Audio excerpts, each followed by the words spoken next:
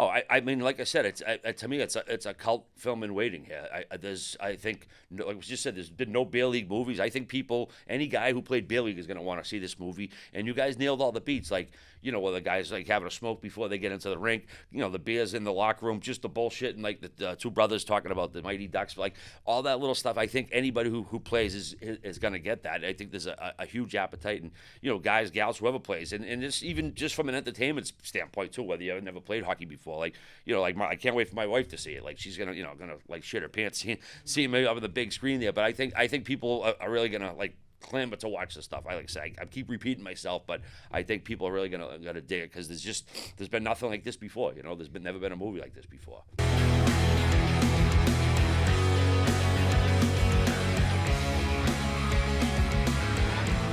So, you having fun yet?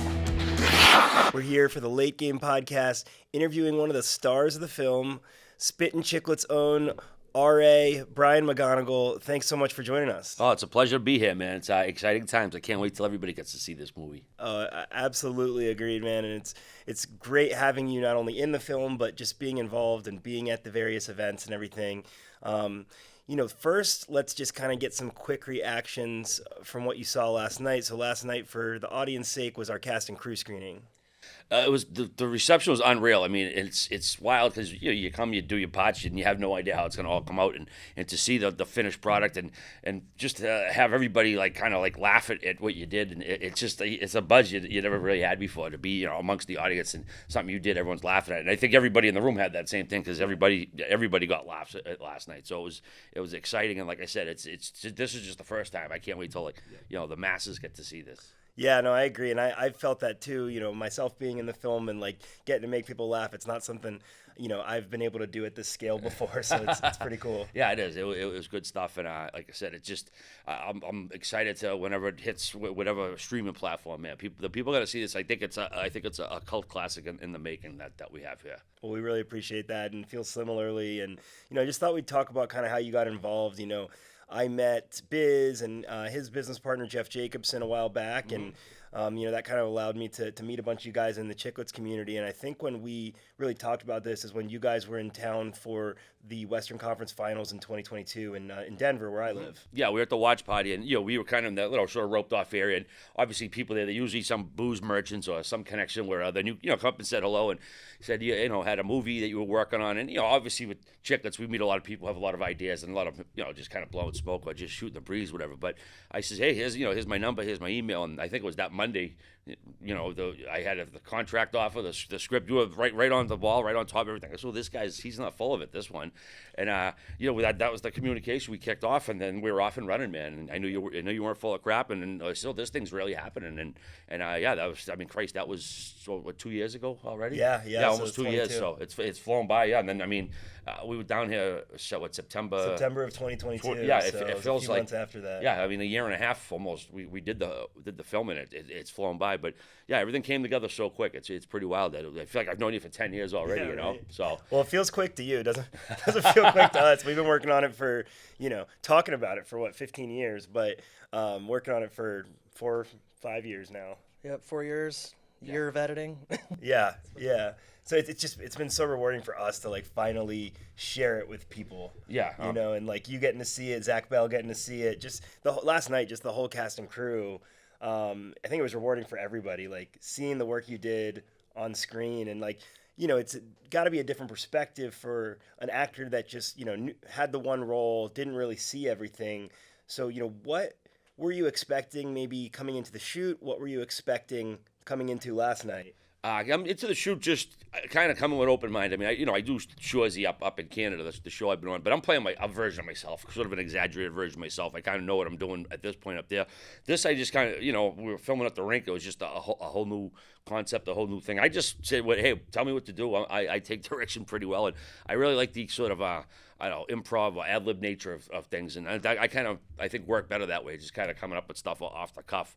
And then, expectations, like I said, the movie, I had no idea what the ending was. I'm obviously not going to spoil it.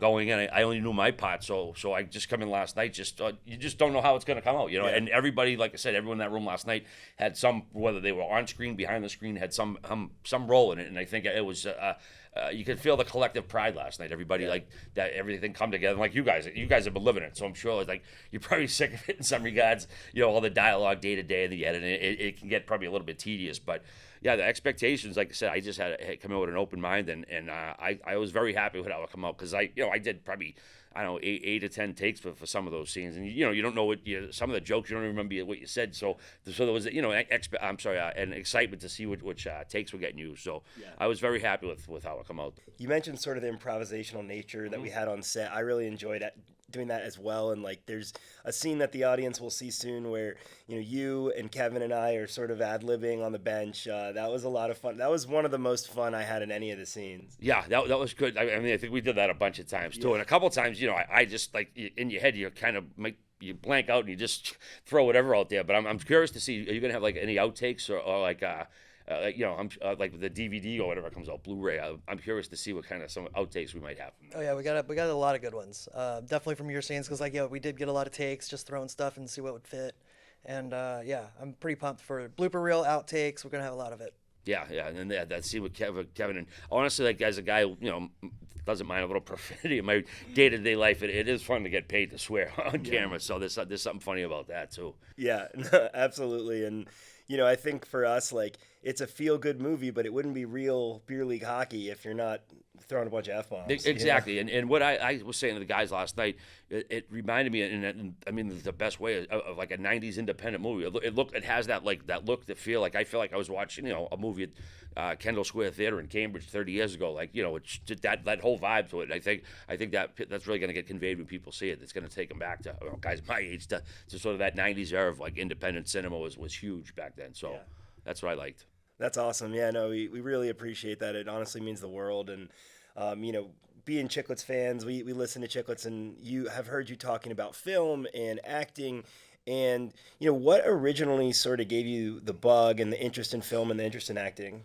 The movies, just as a kid. Well, my parents, get divorced. I was a kid, 1970 style divorce. So your dad gets you once a week. And I think 99% of the times we went to movies. That's what we did. And, I mean, that's where my love of movies came from. And then acting, I still even feel funny calling myself an actor. But I guess just, I've always been sort of a ham and egger, and I think that kind of falls on being a movie fan. And then the Shorzy opportunity came up, and that's, like I said, it's more I say like Spinal Tap. I dialed myself up to an 11. I'm sure not really pretending so much there, but this was a full like acting role. I had to be this kind of a pissed off Zamboni driver, so it was fun to sort of step into that. But yeah, the acting thing came late. I never took acting lessons. I didn't even in college. It wasn't something I pursued. I wish I maybe had back then. But that just I think came from being such a movie fan, just kind of taking an interest in it. And hey, see what happens, see where it goes after this, Yeah, and I'm curious about some of the other stuff that you've been in. I know you were background in The Town. There's a couple other things, right? Yeah, I was background in The Town, and obviously I play it up on Chiclets. I mean, people are like, oh, here he goes again. It's obviously a joke. I mean, I didn't make the movie or anything. You don't even know it's me. I mean, it's a white blob in a mirror. I have to like show you the freeze frame to show it's me. And then let me see, Shorzy. Well, this obviously, and then on my IMDb credit, it's actually a show. It was on for one season on Fox. It was called Against the Law, Above the Law, I think. I know one's a Seagal movie, and it was the guy Danny Noonan from Caddyshack. He was like a lawyer, and it was 1990-91, and I was an extra in that. And what's funny is I was even like summoned to be an extra. They were filming at my local boys club where I used to hang out all the time. My buddy was up there, and I just walked in, and I just stood on the set. Nobody people just thought I was supposed to be there, and I was never like, hey, you're gonna be in this movie. And then when you walked out, they just paid you $50 cash. So I was in this TV show, but I was never actually signed anything. I never formally hey, we want you on this thing. I just stood around and got paid to be an extra. So I threw that in the IMDb page. I don't even think you can find the show. I don't even think it's on YouTube or anything. Well, I love that, and it seems to be one of your specialties, just kind of like finding your way into spaces where you're maybe not authorized to be, but it doesn't really hurt anybody that you're there. I know you've notoriously gotten into some Stanley Cup locker rooms.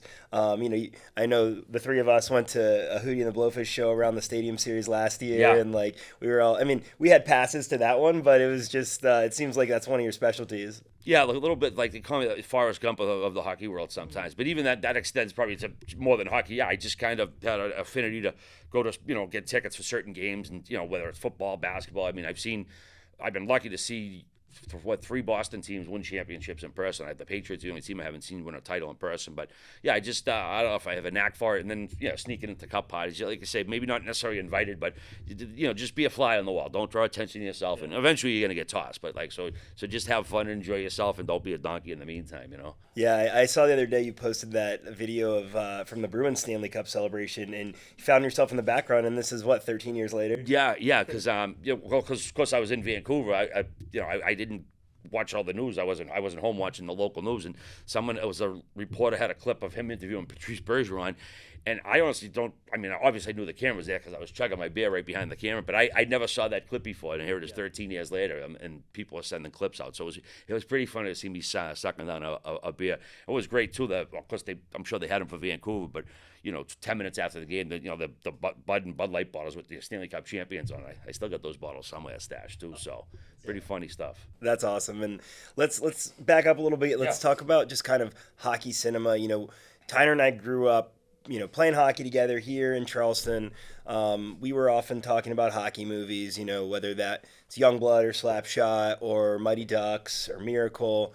And for us, Miracle's the only one where the action was up to our sort of standard, what we wanted to see. And so, I'm just curious what you think of hockey content that's out there in general, and then also like how you compare the action you saw in the late game. Well, I think there's a huge hunger for more hockey content out there because this is the first B League movie that I know of. I haven't seen anything. I think there's a huge appetite for it. I mean, like I said, Shoresy come out up in Canada, and like Jared Kiso, a great guy. Like he says there's of course obviously Canada, they love hockey up there, but I think there's just more and more people that want to see this type of stuff. I mean, as far as growing up, I was always a slapshot. I mean, to me, that's the holy grail. Miracle, like you said, the way they did the hockey stuff there was incredible. And what you guys did too, like having guys on the ice with the cameras, that you guys are right in the action spoon. That's what people are gonna love. Like I mean, obviously, I'm sure the guys playing will probably getting tired to take after take after take, but it shows. The work shows, and also the drone shots you guys used. I mean, you guys. People are going to be very, very impressed with the footage, the way you guys filmed everything, and the action was unbelievable, really good, very well done. So, I think people are gonna love this, and I think there's like you said, huge appetite, and hopefully this kicks down a door and maybe inspires some other people to do some more hockey content. Yeah, no, agreed, and thanks again, and I appreciate that you called out the drone footage. Our drone operator Corey Connor was incredible, and I don't think many people fly drones in ice rinks, especially the Carolina Ice Palace. If you've been there, has a pretty low ceiling for an ice rink, but we had success with that, and I think for us it was really important to use some of that footage to show hey, we're really playing hockey. Right? Yeah, we didn't have to do any Hollywood. We didn't have to make Rob Lowe look like he can play hockey in this one. Everyone can skate, everyone can play, and that was. That was really cool, especially with, Alec Rush, who played Riley, the lead. Mm-hmm. He was the only guy we were unsure of. He told us he played. We had no real proof of it. He could have been, we were prepared if he was a total bender that, we would have to roll with it and make that more part of it. But he was great. And, he was exactly the skill level we had in mind for Riley.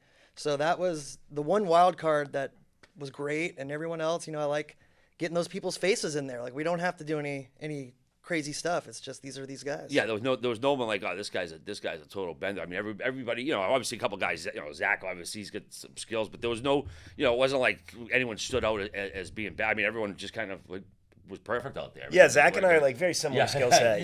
You see it in my shootout move. And that's beer league too, because plenty of dudes are too good or too low for a league, so it's a good mix. And I think that plus, like we talked about earlier, everyone's gear.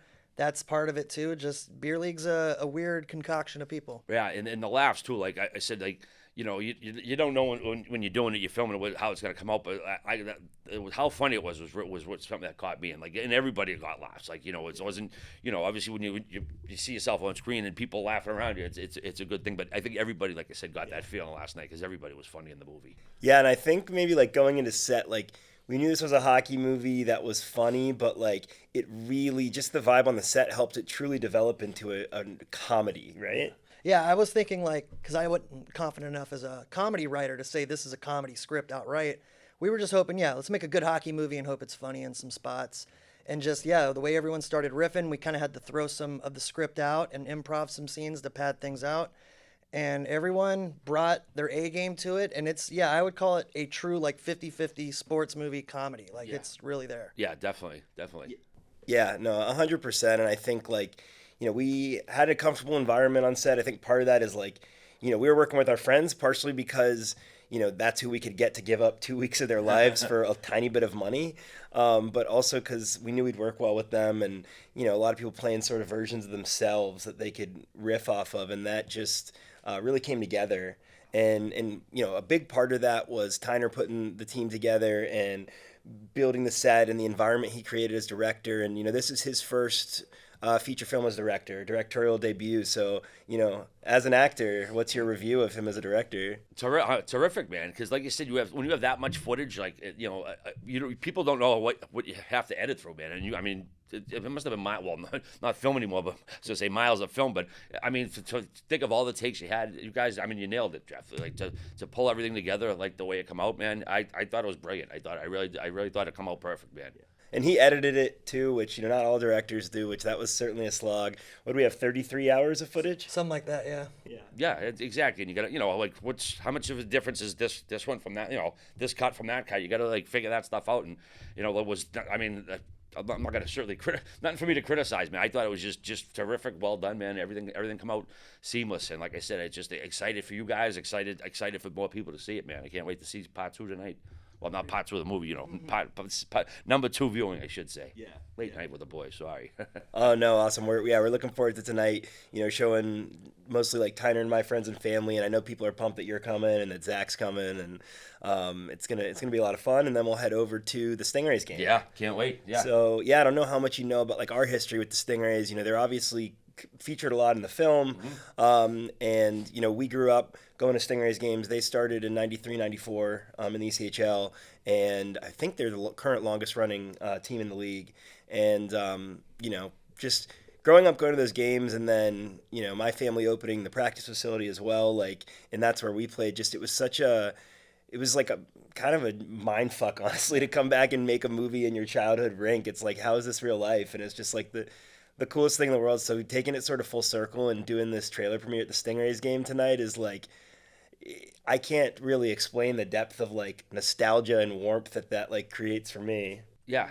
Yeah, that's all for you guys. It's a whole different level, and I like how you incorporated that, like the scorekeeper, how she had had the Stingrays hat on, just little stuff like that. I think the locals will really pick up on, man, and it just gives it a little lived-in quality of the movie that makes it more realistic.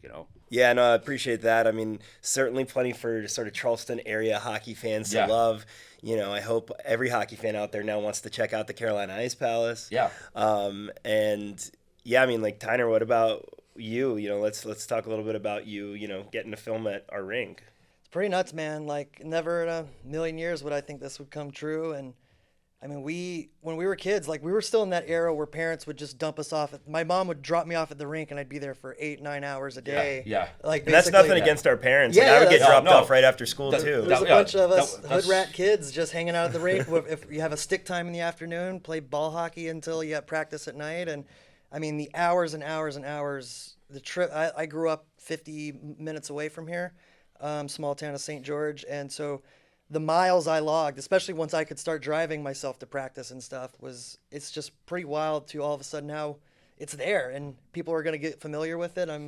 It's pretty wild that was our one rink. Other kids in hockey markets, there's like in Denver, 10 plus rinks you can go to, and we had this one little community, and now we've kind of immortalized it a little bit. It's pretty cool. Yeah, imagine parents used to let their kids go and wouldn't check in every hour. But 10 hours later, you'd see a kid, and it was no big deal. That actually used to happen. Yeah. I know. It's honestly, I wouldn't have it any other way, man. It was, absolutely. What a way to grow up. Exactly. You grow up on your own a little bit, whether you're going to a rink, playing on the dirt and having rock fights or whatever. You just, you were being a kid, and nowadays, I don't know, it's a little bit too much, but whatever. We grew up, we did. I'm glad we did what we did. Yeah. Yeah. And okay, boomer. It's hard for us to like zoom out. We've been so deeply engaged in this project, and we're excited to see everybody's response, but like it sounds like you agree, but I'm curious as to your perspective on sort of its long-term place in hockey. Oh, like I said, to me, it's a cult film in waiting here. I think, like we just said, there's been no Beer League movies. I think any guy who played Beer League is going to want to see this movie. And you guys nailed all the beats, like, where the guys like having a smoke before they get into the rink, the beers in the locker room, just the bullshit, and like the two brothers talking about the Mighty Ducks, like all that little stuff. I think anybody who plays is going to get that. I think there's a huge appetite, and guys, gals, whoever plays, and just even just from an entertainment standpoint too, whether you never played hockey before, like I can't wait for my wife to see it. Like she's gonna like shit her pants seeing me up on the big screen there. But I think people are really gonna like clamor to watch this stuff. I like to say I keep repeating myself, but I think people are really gonna dig it because there's been nothing like this before. There's never been a movie like this before. Yeah, no, thank you. And just I want to learn a little bit more about some background on you, and like obviously, like I said, we're Chiclets fans. We've listened over the years, but it sounds like kind of a rags to riches story from what I've heard. You and Whit just kind of started it one day. I mean, I know the origin tweet that you guys shared. Yeah. Did you guys already know each other? How'd that happen? Yeah, me and Whit. He was probably one of the earliest pro athletes in the Boston area. When Barstool Sports, if you guys aren't familiar, it had started, 2003, and it started off as a newspaper. Then it kind of went to blog form around like 05. And I went to BU, and I started in 06. So okay. For me, it was a paper that was always on the counter at the burger place I worked at. Yeah, exactly. And Whit was obviously a local kid, made well, and I was writing there. So he was, he had been reading my stuff, and we bumped into each other, before Bruins games, and had to have a beer, shoot the shit a little bit, very casual acquaintances. And when he was all done, he was retired. He sent out that tweet, and he tagged Biz in it initially. He'd say, "Biz, I want to start one of these podcast things." And Biz said, "I'm still playing for a couple of years." And I knew what, like I said, a little bit. And I replied, "Oh, a partner, eh?" Kind of half joking, half shooting my shot. And he slid right into the DMs. I said, "Are you serious, RA?" I says, "There's a fucking heart attack." And he said, "You know how to podcast?" I said, "I'll learn." I didn't know. I mean, I knew a little bit of computer stuff, not the great. And then that was right before Christmas, and we had our first episode out before the Super Bowl. And it was still, we were, it wasn't right with Barstool right away. We were like, I always say we were kind of like Wayne and Garth meets like SoundCloud rappers. Like you just kind of load, get it upload to SoundCloud. We didn't have any real backing or anything. And Dave Portnoy, El Prez, I was obviously writing for him for a while, and he listened to the pod and said, "Oh, I like it. I'm going to add you guys to the roster." And then, that's when we started with Barstool. And then obviously, the advertising starts coming in. And even then, me and Whit, Whit's got, he's got enough dough in the bank from his contract. I was a Boston public school custodian. It was a nice little side gig. I mean, we weren't working a lot on it, and the money was pretty decent. And then we had asked Biz to join, and we weren't like looking for a third guy. We said, "Well, ask Biz because he's Biz." But if he said no, there was no plan B. If he said no, we would have kept chugging along. And when Biz come in, he saw like what the podcast could truly be. Like I said, me and Whit was, we had our own lives going on. It was a little side gig. And when Biz came in, I kind of make the analogy that, me and Whit sort of, like me and Whit, I think, won a title, but Biz came and sort of made us a dynasty. I hope it doesn't sound arrogant, but a little sports analogy.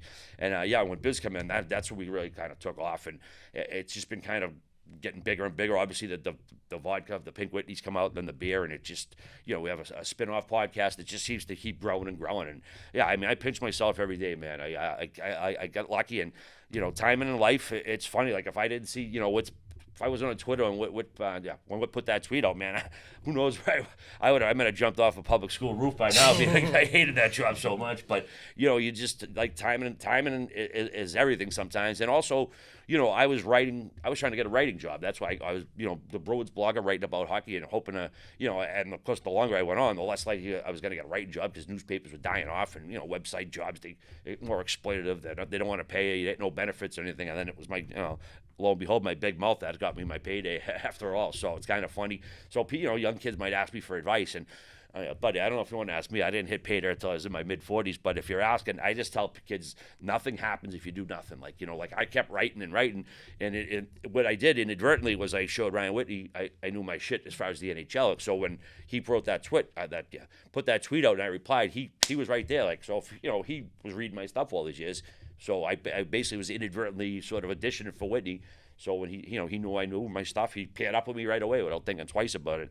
Again, because I was doing the writing thing, and ended up my big yacht here getting me paid. So funny how things turn out. No, it really is, and it's crazy to sort of look back on. I mean, could that version of you that was the custodian ever have imagined where you and the podcast are now?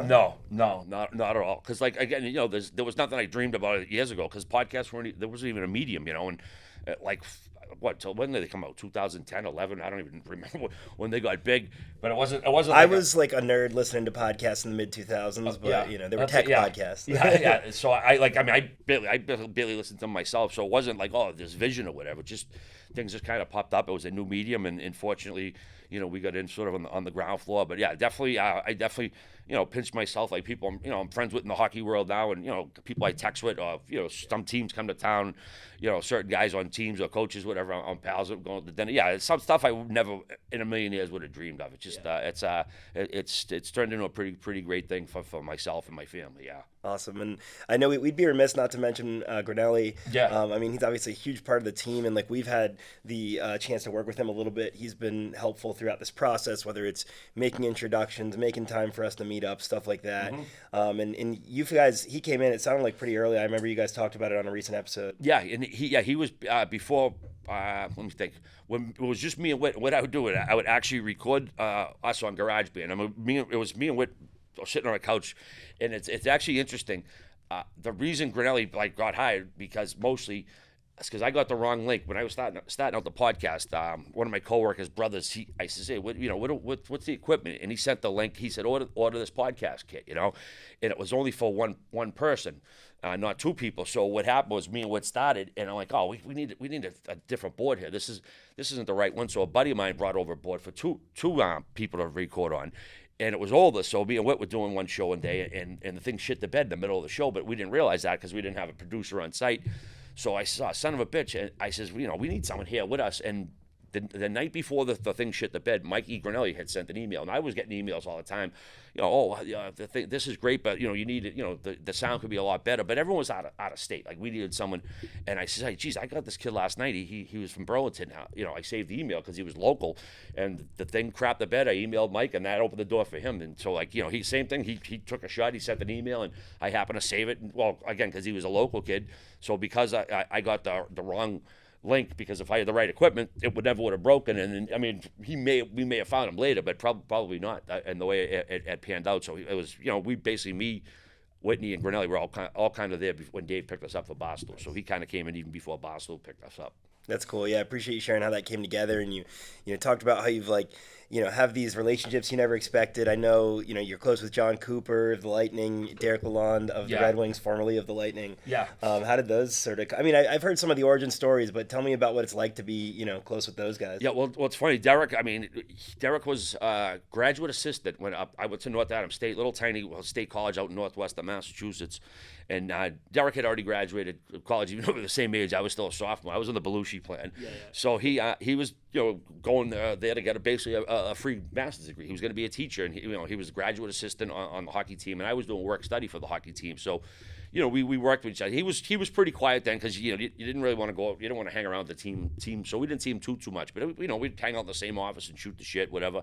And then I graduated. I might have seen him once or twice visiting as an alumni, and then 15, 20 years went by. Life happens. You graduate college, and then a mutual friend reached out. I'd say, I don't know, maybe 6 years ago, and said, hey, did you know Derek Lalonde's the assistant of the Tampa Bay Lightning? I was like, what? Because the school we were at, I mean, it was a Division III crappy state school. Our program was a few years from folding. So the idea that he start off as a grad assistant, wasn't even looking to get into the coaching field, and then all these years later, he's an assistant in the NHL. I was like, holy shit! So we got put back in touch with each other around then through a mutual friend, and we were very happy for each other. Chiclets had taken off, and here he is in the NHL. So after they won the Cup in the bubble, there 2020. Excuse me, I happen to be in Tampa, and we're talking about crashing parties. What's funny is if I know somebody, then it's like you feel like a dirtbag crashing, and I don't want to be like, hey, what's up, because how everyone and their mother's hitting them up, so I don't want to bother him.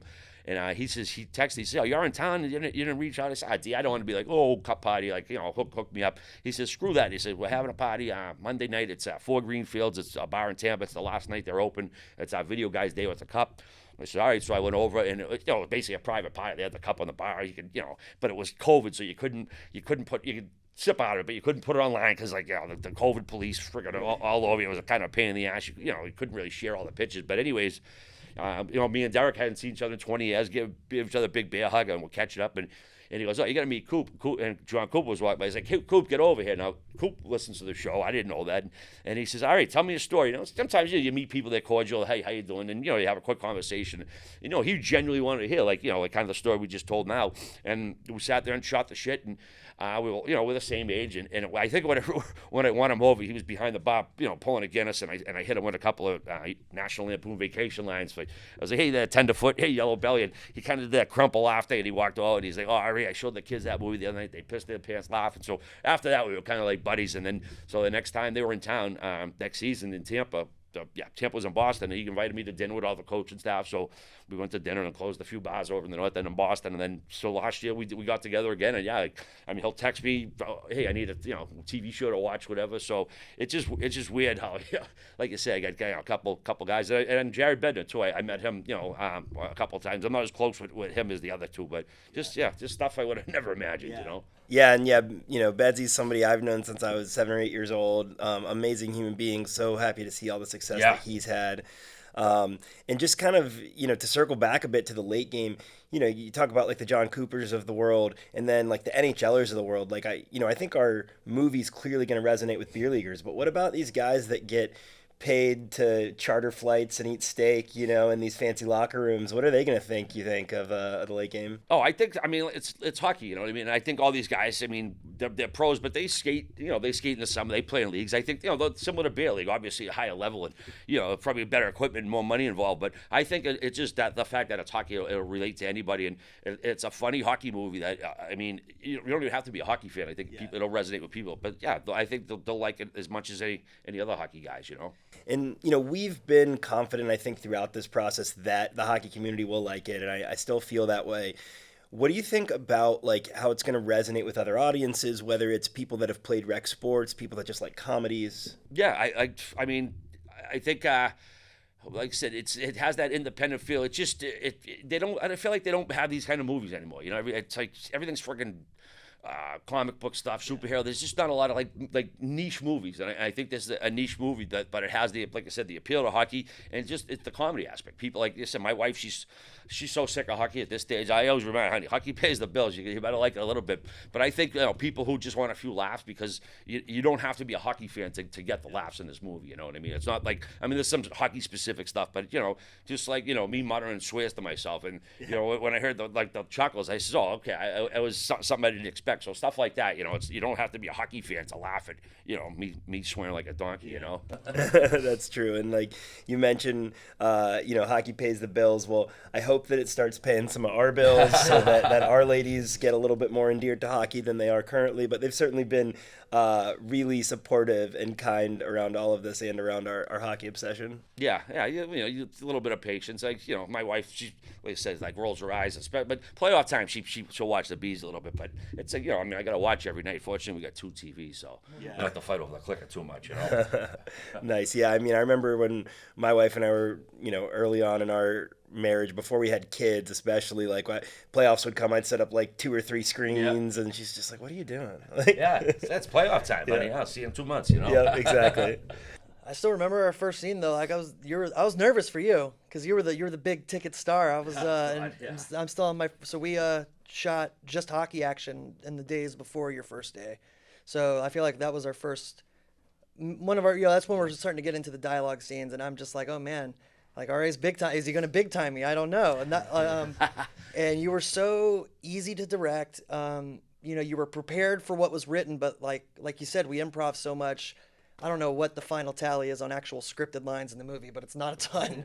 But that was the funnest part, is you were just like, I'm here to play in the sandbox. Let's do it. And so I'd throw you a line or a direction, and you just roll with it. And we had so many, you and Brian Vokey, who plays Sandy, like some of the most difficult decisions I would have to make. I'd try to pick my favorite take of every line, whatever, and I would always have so many to choose from you guys that were just like, oh God, the consistency was great. I can't remember what was the first thing that the first scene I actually did. I can't remember. It was when the shovel in the snow. Okay. It was that. So basically, it was your first scene, yes, in the movie. So it was just.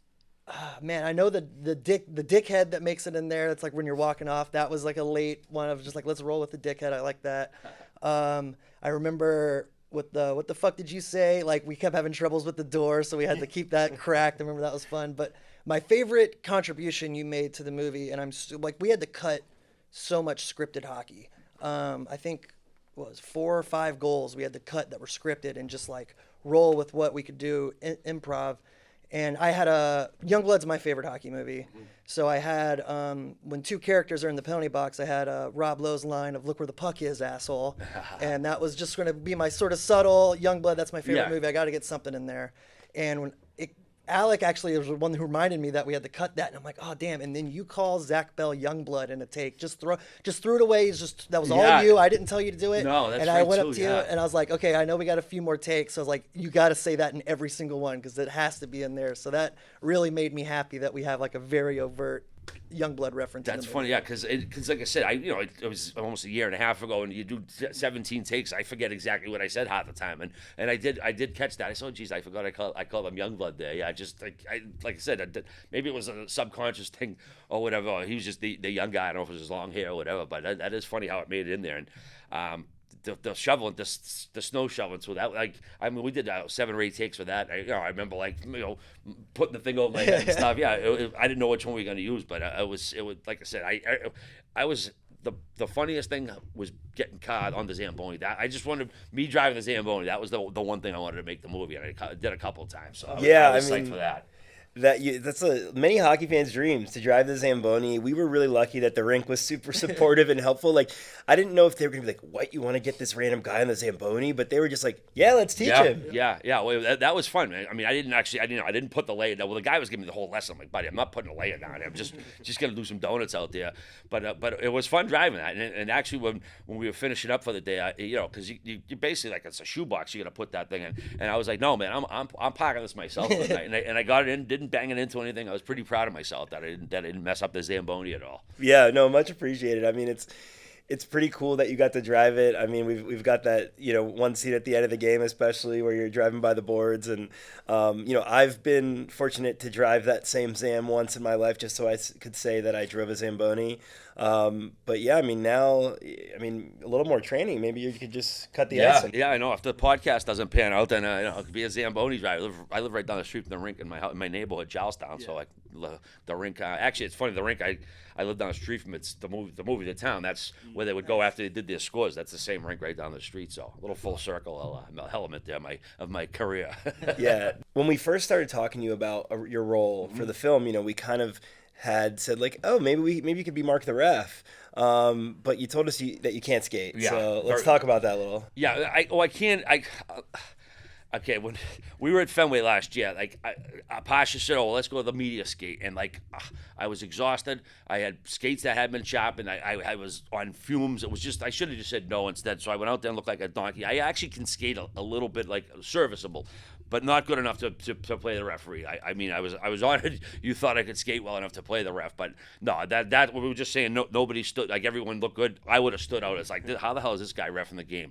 Yeah, not good enough to referee, but I think it worked out for the better. I think it was more of a better role for me to be the angry Zamboni guy instead. Yeah, I agree, and on so many levels, and I'm glad you didn't try to fudge it and be like, yeah, I can skate great. Yeah. But first off, Matt Mons was fantastic. He was awesome.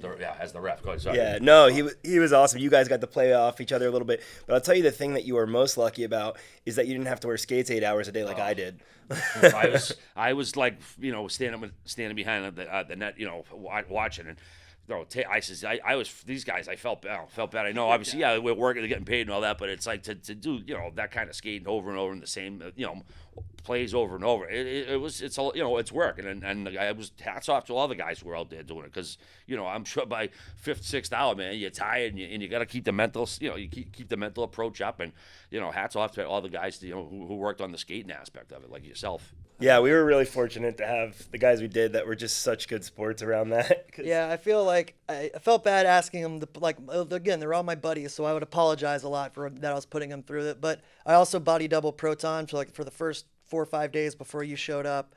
I was on the ice with them, so I wasn't asking them to do anything that I wasn't already doing, at least. But that was tough. That was I knew that part was gonna suck, and it was even worse than my lowest expectations. We could probably do a whole episode on just exhaustion and foot pain. You know, I don't know how well listened it would be, but like I know at least we would all enjoy talking about it. Oh yeah, definitely. That was just the vent. Yeah. Then the next day you get up and do it again for guys. You know, that's probably what was the tough part too for a lot of those guys. But hey, you know, it's like similar, you know, being on a team, a hockey team. You just, you know, you've been grin and bear it, go get it done, and you know the results are what they are. And I think everybody's happy that they stuck it out. Yeah, there were running jokes in the cast that, you know, we were never playing hockey again. We were retiring.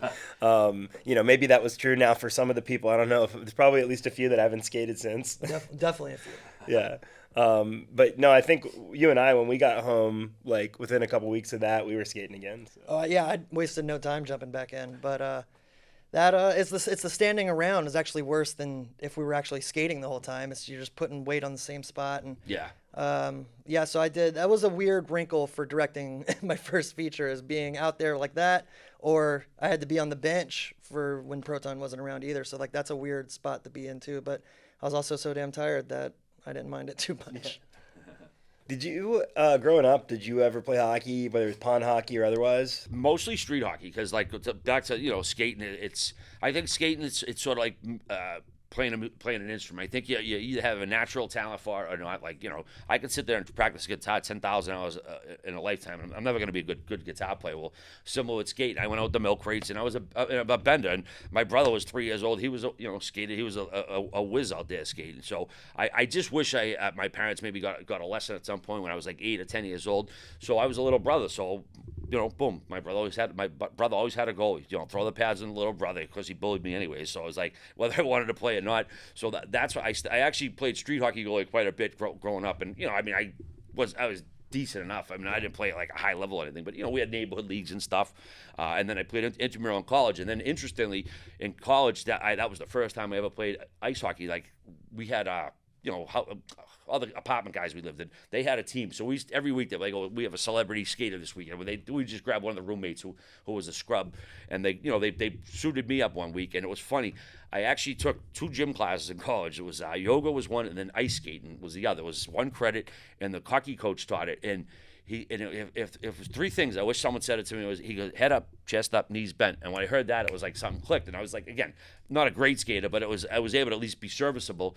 So I ended up playing for my buddies in the intramurals one game, and it was like, oh my God, I can't fucking believe I didn't do this as a kid. It was so much goddamn fun, because I knew the game. I knew where to be and how, but I couldn't, you know, necessarily get there. But I knew the game, so I played that one game, and then like the next week they're like, oh, we're short. You want to, you know, McGonagle, you want to suit up again? I was like, yeah. So I became part of the team, and you know, you scored that first goal, and it was like holy shit, man. It was like a drug, you know. And I played with I was on a line. One kid won the state title in '89, and one kid won the state title in '90, and you know, I was playing on a wing, and I was getting set up more than like Ellen DeGeneres in high school. I was like, every time I turned around, the puck was on my stick, and I was like, holy shit! It was a thrill to play it. And I was just so mad I didn't go back. So that was the extent of it. Like I said, I never played ice hockey at any level except at Murals. And then as far as the goalie, I played up college. Who was it? '97 I graduated. I didn't play again until the Stanley Cup, the Chiclets Cup in Detroit, Chiclets Cup in Detroit like 4 years ago.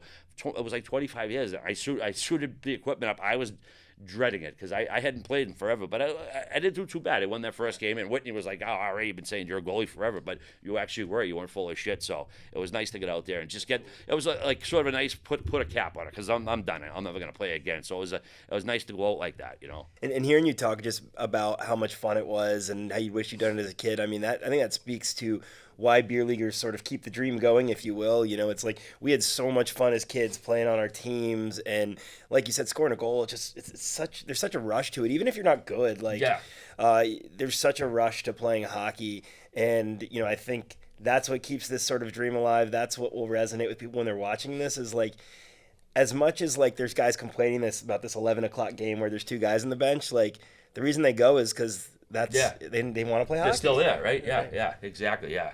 And like I said, I just wish I had done more of it. But it's funny. We won 1 title. We kind of had a rigged team, like guys who couldn't play on the team anymore. The college team, they played on our team. We may be a little bit of sandbagger, but one year we were in the finals, and you know, I actually scored the first goal. It was a guy, you know, cleaning up the garbage in front, and I seen the face of the guys, they're like, let's fuck. Like the fact that I scored the title game, they were like almost insulted. I was the only one that could get the team fight up. We ended up losing, but it was just, it was still like a thrill just to get, a goal in a championship game was still good. Yeah. But yeah, it's definitely, I could see why guys, like I said, go 11:30 at night and maybe they'd rather go to bed. But it's the lure of just going out and hey, maybe I'll get a goal tonight. Yeah, that story brought me back to I think it was my freshman or sophomore year. Intramural floor hockey champions at BU. So there you go. Yeah, I can relate. I did love North Adams. Hell yeah. Little knuckle bumpy old intramurals. Yeah. So growing up in like a traditional hockey market like that, neighborhood rinks and stuff, that's so cool. Did you have any preconceived notions of like hockey in the South, or what's your experience with what hockey is like in the South, whether that's youth hockey or just fandom around the NHL teams? I know obviously it's not as big as up north, but I mean, I had been visiting my uncle down in Tampa for like the last 30 years, so I saw, since before the Lightning got there, so I've kind of seen how hockey took off in the Gulf area there, so I was interested to see, how it was here, and I'll tell you, man, like the rink was beautiful, by the way. Your rink was unbelievable, and just I was, I guess, surprised maybe in a good way how big it was down here, like the learn to skate programs. It was just like obviously a thriving community of hockey here, so I didn't really have any preconceived notions, but I did come away and saying, hockey's much bigger here than maybe people would think, and I think it worked. Like hockey works. Like look at Dallas has won a Stanley Cup, Tampa's won a Stanley Cup, like Florida got to the Stanley Cup last year, Carolina, Nashville, all these teams in the South, it works. I mean, Arizona, get your act together, get that friggin' a rink, and if they do get the rink, it works there. I mean, the first couple of years they were in Phoenix, it took off great, but hockey works wherever, and you look at all the U.S. teams, like the now junior teams. It's not kids from the Midwest and the New England anymore. It's all over the country, and I think has South Carolina produced an NHL yet? Technically, Ryan Hartman, I believe, was listed as Hilton Head, but it's not like he grew up playing here. Yeah, but it's only a matter of time. Yeah, but I mean, is it JT O'Sullivan's from North Carolina? Was that his name? I can't remember.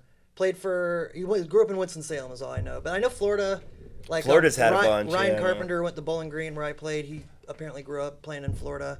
So I know there's and some the Hughes outliers. brothers I know spent some of their childhood in Florida as well, in addition to in Canada. Yeah, they bounced around quite a bit. Yeah, but yeah, I mean, I think it's only a matter of time before South Carolina has their first like local natively trained and played here and works their way up, because there's just so many programs out there now, and the cream tends to rise to the top. And I know like nowadays it's there's so many rackets out there, like with travel teams and select teams. It's like if everybody's a select, then nobody's a select. And I think parents, I if anyone, not that I have kids that play. I don't have any kids at all, but I tell parents, hey man, if your kid's good, like they'll get found. You know what I mean? Like but you don't. If you play only for your town team, then you're gonna play out of that level at some point. Eventually, you're gonna join a better team. But I don't know. I think if your kid's good, man, just like he'll get found if he's that good. Yeah, I mean, we've had a couple guys go D1 here, and there is nothing hockey related I despise more than BC. BC hockey, but Brian Billett was a goalie for BC who started off playing hockey here. I played with his older brother Chris. Yeah, same. Yeah. So that was even though he was in, just like looking at him in the jersey made me want to barf. Like, it was still really cool that he was playing for a big D1 program. Yeah, I'm not a big BC. I didn't go to BU, but I'm not a big BC guy either. So we got that in common. Yeah. I don't know, BC. It used to be more of a like local. It was almost like a local school growing up. Chestnut Hill College, right? But then now it's just, I don't know. It seems like there's more out of state kids than there are local kids anymore. But I mean, I didn't go to BU either, but I was a Keith Kachuk super fan back in the day. Oh yeah. So yeah, I'm gonna root for BU over BC any day. I will take that. Otherwise, we'd have to kick you out of the room right now. So, love to hear that. And like in terms of playing hockey in the South, that was something that was important to us, like a story to tell. Like, that gave a lot of character to the hockey that we played as a kid. Whether it's like, playing with somebody that's going to the NASCAR race after, or otherwise, like it's just different types of characters than you see in the Northeast playing hockey. And we I don't think we tried to make this film like overtly that, but we tried to give it some flavor of that. And I'm curious, like, that's from our perspective. Did you catch like a little bit of the Southern culture at all in the movie? Oh, well, you know what what's the reference at the show at Shoney's? That's like a low. Yeah, I'd say that and like a reference to the Waffle House. Those type of things. I think those are the Southern references. But as for the game itself, I mean, hockey's hockey. It's like wherever you play it. But yeah, a couple of references like that. Like I mentioned, the Stingrays like logo. You see a couple of those in there. But I think it's just the game's the game wherever it is. But the people who are familiar with those like restaurants and stuff. And by the way, that dude was absolutely hilarious. Oh, he was so goddamn funny in it. But yeah, the sort of references there. But yeah, I think. But like I said, the hockey's sort of like the universal. I think. Yeah, well, I'll make that shout out. Brian Vokey's who you're talking about, who plays Sandy. He's a successful stand-up comedian. I think he's overseas right now performing. He just moved to New York, so that might be. So maybe he was posting old stuff from when he was in Europe. Might be. Honestly, I don't know. He works though, so he's hilarious. Like, it's Taylor Rizzo played QB in our first AD. He does stand-up out there. I think he's taking a little break from it, but him and Bo Loffman is another guy he met through that, and those three were they brought so much. I was saying that like. They really kind of tipped the scales to make that a full-blown comedy with just being able to cut away from them from the game. And yeah, I couldn't say enough good things about those. Yeah, that was funny because there are people like sometimes maybe a guy's girlfriend who comes to watch them and there's 6 or 7 people. I think I made that joke when I was shoveling the snow, like, oh, I scored in front of 6 guys, like goofed on them, and they just kind of like that sort of like dorky fan thing. They nailed it absolutely, and then the scene. Well, I don't want to blow with the slow mo. I'm not going to blow with Rizzo, man. That was absolutely hysterical, just the way it was shot too, and those guys were hilarious. He put his body on the line for that one. We'll let people see it, but a lot of takes of that. Yeah, for the art. Yeah, he probably had some sore ribs after a while, but yeah, it was fun. Plus, I had a couple interactions with those guys too. It was enjoyable. Plus, I remember that one time, I think it was about 50. I just was kind of riffing, and you were like, just go off with these guys, and it was kind of like, I was, in this day and age, you don't want to say like the wrong thing. So I was kind of like treading that line of like, well, you want to be funny, but you also don't want to say the wrong thing. But it was fun, just kind of riffing there for a little. Yeah, we won't release all of those outtakes. Yeah, exactly. Don't want to get me canceled out here. Yeah. Awesome, man. Well, we are just so beyond thankful that you were up for this project and up for like going for this ride for us, because for us it was like. We've gone through lots of ups and downs in the film space. We're like, we're just going to do it. We're going to make our hockey movie. This is something we know. And just your buy-in was just like, it was rewarding for us. It was encouraging, gave us confidence. And, I think just helps make it legit. Yeah, well, I mean, I can't thank you guys enough. So, it was like I said, when you asked me in Colorado, in Denver, and like I said, this guy, another one blowing smoke here, blah, blah, blah. And like I said, 2 days later or whatever it was, you were right in my inbox, and I obviously asked around about you, not doing like references, but, and everybody said, Jeff is aces. He's a man of his word. He's a great guy. Everybody had wonderful things to say about you, which, okay, even more so, I'm even further committed to it. So I want to thank you guys for including me in it, because, it's been always a joke, Ari in the town, and obviously I play it up. I didn't even have a line in it or whatever, but, and, sure, he's taken off since then, but to be, this is an actual feature film, and like the posters last night, I was sending to everyone in my family, and they're like, wait a minute, is that you in the middle? I was like, yeah, it is me. Yeah, I mean, you're a legit movie star now. That's, and ideally, like, hey, maybe this will open doors for something else down the line, but I, like I said, you're getting more roles, don't worry. I'm over the moon right now about it, and yeah, I'm just curious to see where it goes from here, and hey, you guys get another movie coming, I can play a cop, criminal, whatever you want, I love it. And that made me want to shout out another one of our mutual friends when you mentioned asking around about me, Robbie Kincannon. Oh, yeah. President of the Stingrays, similar to Jared Bednar. I've known him since I was a little kid, going to Stingrays games and meeting everybody. And he's a huge fan of yours. Oh, and my former boss. Yeah. Mutual Admiration Society with Robbie. He's absolutely bananas. I know he's been down here, Christ, about 25 years now. He was an absolute legend back in Boston. He's from the Dorchester neighborhood. And even if you didn't know him or have met him, everyone knew who he was because he was just bananas. I know he's been off the sauce for a while now, but he's crazy. He's as crazy as a bedbug without having to have a few cocktails. But I mean, he would show up. There'd be a party in the middle of summer, and everyone's just hanging out, and he would literally show up in a full scuba gear with flippers and a mask on and a snorkel, and people are like, oh, that's cool. That's Robbie Kincannon. He just that type of stuff. And I was actually talking to a guy I met last night, and who knows him. And I said, oh, do you ever read the article about him? Boston Magazine did a huge spread on him. Christ, it was probably 15 years ago. Just basically just this nut from the city. He was he's kind of his like a cult hero, almost like a fictional character type thing. And to see what he's done down here, like obviously he played down here and he's made his home here and his family, and he's a huge role in the community. Just he's a great guy, and I'm so happy for the success he's had, and I can't wait to get back with him tonight and hang out for a little bit. Yeah, he's grown tremendously over the years. It's been awesome being along for that ride with him as well. And I mean, anything else you want to throw in?